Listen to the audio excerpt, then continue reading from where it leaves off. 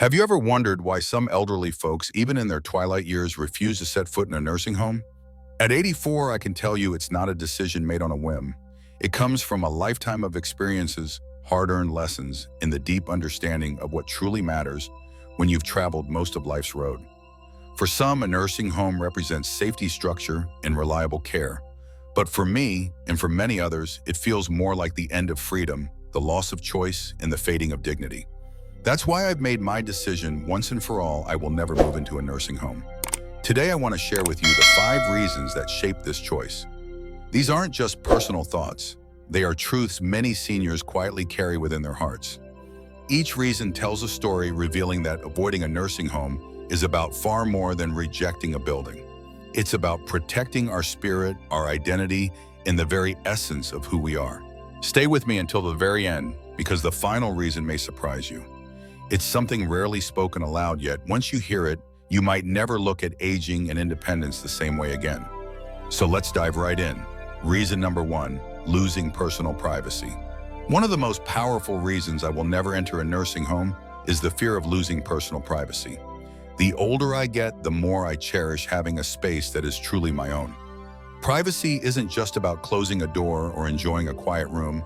It's about ownership of your life. The ability to be yourself without someone constantly looking over your shoulder. In nursing homes, everything runs on a schedule: meal times, bedtimes, medical checks.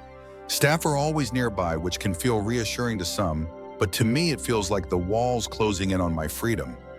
Privacy is dignity. It gives you the power to decide when you want companionship and when you need solitude. Yet in nursing homes, that boundary often disappears. Shared rooms, unannounced staff visits, and the reality of being monitored for safety all strip away the independence that makes us feel human.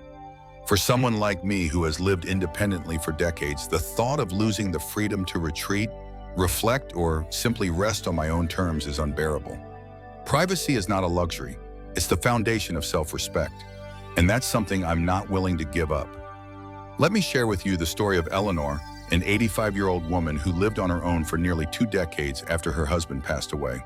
She cherished those quiet evenings where she could read her favorite books, whisper a prayer, or simply sit in her garden and listen to the sound of the wind without interruption.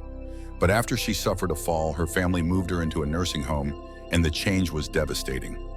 Almost overnight, the freedom she once held so dearly was gone. Nurses and aides entered her room at all hours to check her vitals. Her roommate would flip on the TV when all she longed for was silence. She confessed to me that it felt as though one of the last treasures she truly owned, her privacy, had been taken from her. And the loss wasn't just inconvenient, it drained her emotionally like a slow erosion of the soul. For so many seniors, privacy is the final shield that protects them from feeling swallowed up by the world. Without it, you begin to feel like a child again, constantly supervised, rarely trusted to manage even your simplest needs. That constant watchfulness chips away at self-respect and the quiet confidence you've spent a lifetime building. To me, that is no way to spend the years that remain. At home, privacy is freedom. It's the gift of choosing silence when you crave it, the joy of wandering through your memories without interruption, and the peace of moving through the day at a pace that feels natural. It's also the privilege of deciding when to welcome others in and when to close the door, shutting out the noise of the world. Nursing homes, by their very structure, cannot offer that same kind of sanctuary. And that's why protecting my privacy will always be one of the most powerful reasons I refuse to go. Reason number 2, the comfort of home and memories. Another reason I will never move into a nursing home is the unmatched comfort of staying in my own home, surrounded by the echoes of a life fully lived. A home is not just 4 walls and a roof. It is a diary of who you are. Every hallway whispers a story, every chair carries the weight of laughter and tears, and every photograph hanging on the wall is a reminder of the moments that made life worth living. To abandon all of that for a facility, no matter how well run or well-intentioned, feels like tearing away a vital piece of your identity. There is an irreplaceable peace in waking up in the same bedroom you've known for decades, watching the sunlight pour through the same window that greeted you morning after morning. The old oak table where holiday dinners were shared, the worn armchair where you rocked your grandchild to sleep. These things are more than objects. They are anchors to your very sense of self. Think about the old armchair that has cradled you through countless afternoons of reading, or the backyard where you planted saplings and watched them grow into towering trees. These aren't just objects or spaces, they are living symbols of a life richly lived. Nursing homes may offer spotless rooms and neatly organized routines, but they can never replicate the profound emotional comfort of being surrounded by the history you've written in your own home. Take another story this time about Grace, an 82-year-old mother who raised her children in the same house she still lives in today. Every time she walks into her kitchen, she swears she can almost smell the aroma of Sunday dinners sizzling on the stove. Each time she unpacks the holiday decorations, she feels the weight of family traditions wrapping around her like a warm blanket. Once she confided in me, if I ever had to leave this house, it would be like leaving behind half of myself. That kind of bond is impossible to box up and take to a facility. It lives in the walls, seeps into the floorboards, and lingers in the air of a home that has absorbed decades of laughter, tears, and love. Staying in your own space also gives you something just as vital: stability. After reaching 80, change becomes harder to endure. The noise of strangers, the rigid schedules, and the sterile hallways of a nursing home can feel overwhelming compared to the familiar, soothing rhythm of one's own home. A house you've known for years offers comfort not only to the body, but also to the soul. It lowers stress, keeps the heart calmer, and creates an unshakable sense of security. And in the later years of life, peace of mind can be just as important, if not more so, than physical health. The comfort of home isn't about luxury, convenience, or material possessions. It's about belonging. Yes, a nursing home may provide a bed, 3 meals a day, and safety checks, but it cannot give you that irreplaceable sense of being home. That is why I choose to remain where my memories breathe, because they are part of who I am. If you're still here watching and these reflections resonate with you, drop a 2 in the comments so I know you're with me. And if you haven't yet subscribed, I'd encourage you to do so. And hit the notification bell. You don't want to miss the stories and insights we share. Your support means the world, and it helps us continue creating meaningful content to inspire and uplift. Now let's move on. Reason number 3, distrust of institutional care. Another powerful reason I refuse to live in a nursing home is the deep distrust I feel toward institutionalized care. Over the years, I've heard too many stories, some from the headlines, others from friends and neighbors, about seniors losing their dignity in the very places that were supposed to protect them. Of course, not every nursing home is the same. Some are better, some worse. But the idea of being reduced to a number instead of being seen as a human being is something I could never accept. At this point in life, respect is more valuable than almost anything else, and I refuse to risk spending my final years in an environment where that basic respect might be overlooked. The truth is, the design of institutional care often puts efficiency before individuality. Meals are served at rigid times whether you're hungry or not. Personal routines get disrupted to fit the schedule of the staff. And while many caregivers are kind and well-meaning, they are often stretched far too thin, responsible for so many residents that the details of care, the ones that make a person feel truly human, get lost along the way. Being rushed through a meal, told when to wake up or when to rest, or waiting endlessly for help with something as simple as using the bathroom, these are small indignities that slowly wear down a person's spirit. It makes you feel invisible, like just another task on someone else's checklist. That is not how I want to live out the years I have left. Let me tell you about Harold, an 85-year-old man whose daughter shared his story with me. After a fall, Harold spent 6 months in a nursing home. The facility was clean, the staff tried their best, and yet he often complained that it felt like no one had time to truly see him. Harold had always been particular about his mornings. For decades, he started each day the same way, quietly sipping coffee, reading his newspaper before facing the world. In the nursing home, breakfast was served at a set time. If Harold wasn't at the table promptly, his meal was gone. No exceptions. That loss of personal freedom, coupled with the constant sense of being managed instead of cared for, left him restless, frustrated, and bitter. And Harold's story is not unusual. Then there's the issue of trust. Families often place their loved ones in nursing homes, hoping they will be safe and well cared for. But behind that hope, many seniors carry a heavy fear of neglect, of being ignored or even mistreated.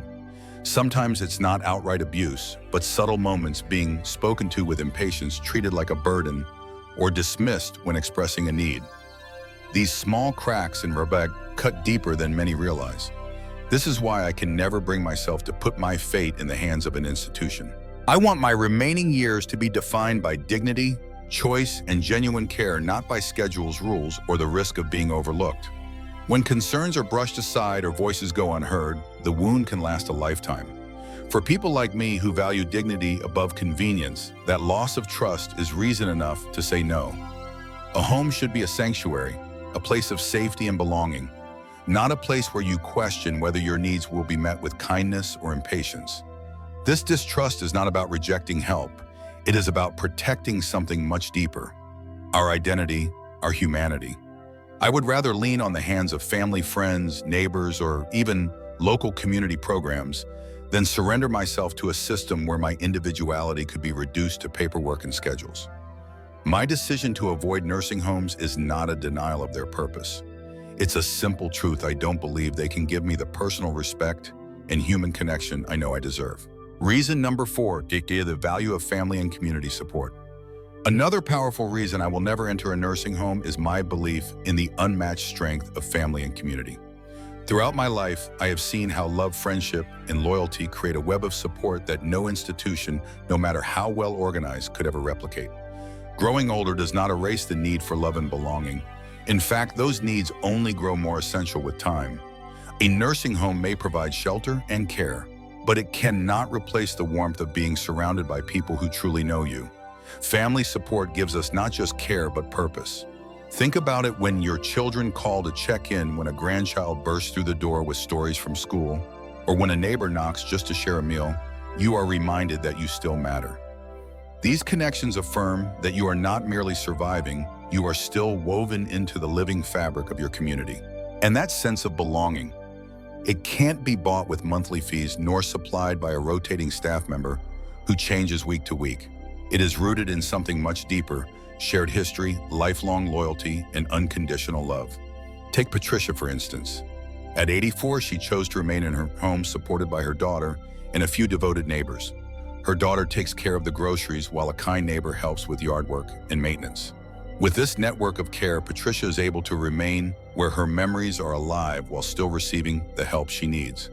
Her story is proof that community support doesn't just meet physical needs, it preserves dignity, purpose, and the irreplaceable comfort of belonging. In return for the help she receives, Patricia loves to give back in her own way. On days when she has the energy, she bakes homemade treats for her neighbors or shares stories from her past that light up the room and bring everyone closer together.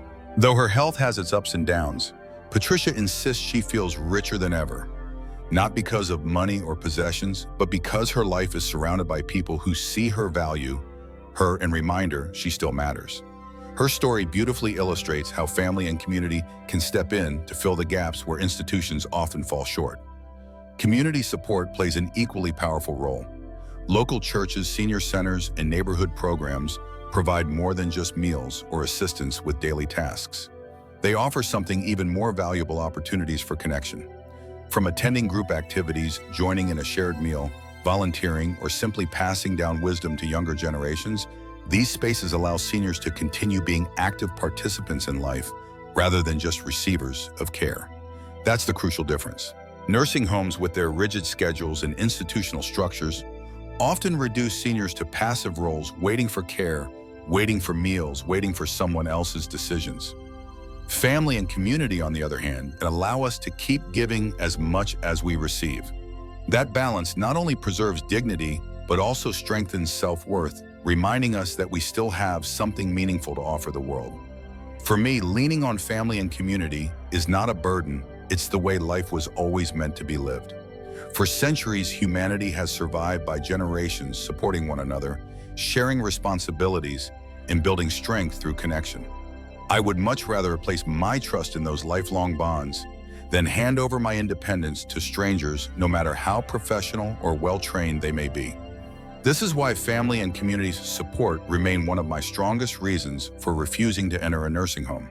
If you've made it this far and these reflections resonate with you, drop a 4 in the comments to let me know you're here. And if you haven't already, I encourage you to subscribe and hit that notification bell. Your support means everything. It helps us continue creating meaningful stories and content designed to inform, inspire, and uplift. Now let's move forward. Reason number 5, commitment to self-care and lifestyle. The final reason I will never go into a nursing home is my personal commitment to self-care and to maintaining a lifestyle that allows me to remain independent for as long as possible. Over the years, I've discovered that it's the little things we do each day that add up to the biggest impact, especially as the body grows older. Choosing nourishing foods, staying active, keeping the mind sharp, and paying close attention to health are the tools that allow me to remain at home. I cannot control every change that aging throws my way, but I can absolutely control how I respond to those changes. That mindset, that determination is where my strength lies. For me, self-care goes far beyond maintaining health. It's also about discipline, pride, and dignity. Every morning I rise with a routine that keeps me grounded and steady. Sometimes it's as simple as stretching my body, preparing a modest breakfast, or stepping outside for a short walk. These small habits may look ordinary to others, but to me, they create a rhythm, a heartbeat that sustains both body and spirit. By caring for myself in these ways, I reduce the likelihood of becoming overly dependent on others or being pushed toward institutional care. I firmly believe that as long as I honor these routines, I can continue to live a life that is purposeful, independent, and fulfilling. Take James, for example.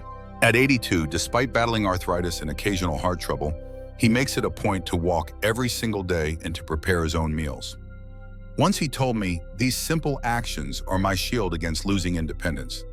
His determination has allowed him to stay in the home he built, surrounded by the memories of his life. James proves something powerful while aging brings challenges. Consistent self-care can delay the need for outside help and give you the confidence to keep living on your own terms. Lifestyle choices play an equally important role. Staying connected to hobbies, whether it's reading, gardening, painting, or even tending to everyday household tasks, keeps the mind alert and the spirit alive. Nursing homes with their strict schedules and standardized routines cannot always offer that same kind of personal fulfillment. When I tend to my own needs and continue doing the things that bring me joy, I am reminded of something essential. I am still capable, still in control, and still living with intention. That kind of freedom is something I am simply not willing to exchange for the so-called convenience of institutional living. Because the truth is, self-care isn't just about staying healthy, it's about safeguarding my identity. By continuing to live in a way that reflects who I truly am, I preserve not only my independence, but also the very essence of myself.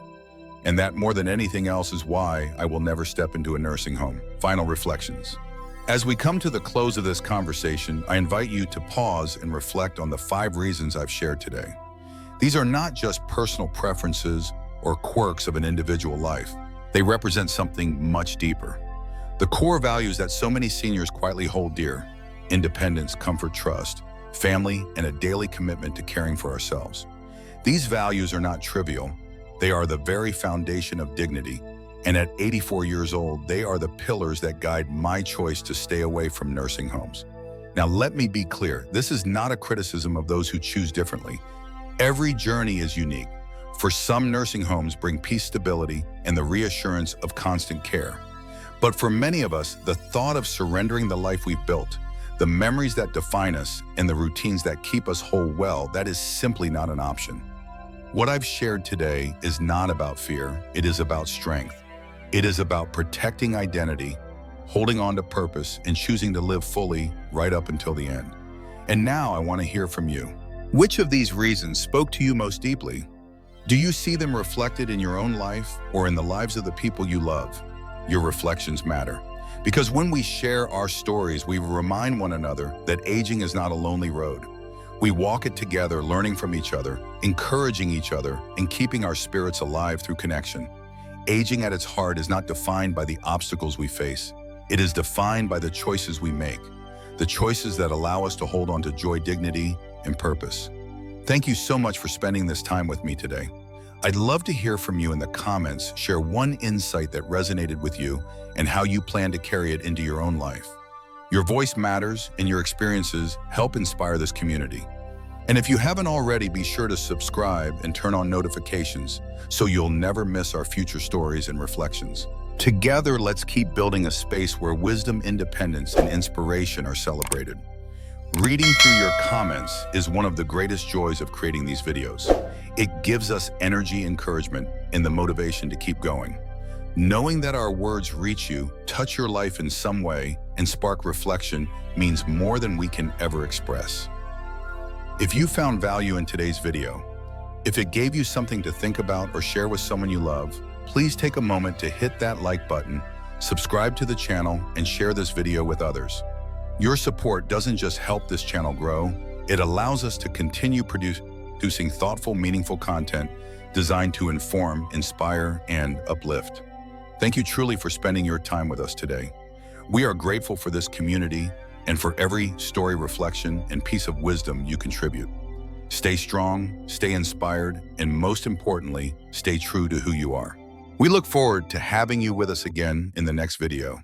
Until then, take care and never stop living with purpose.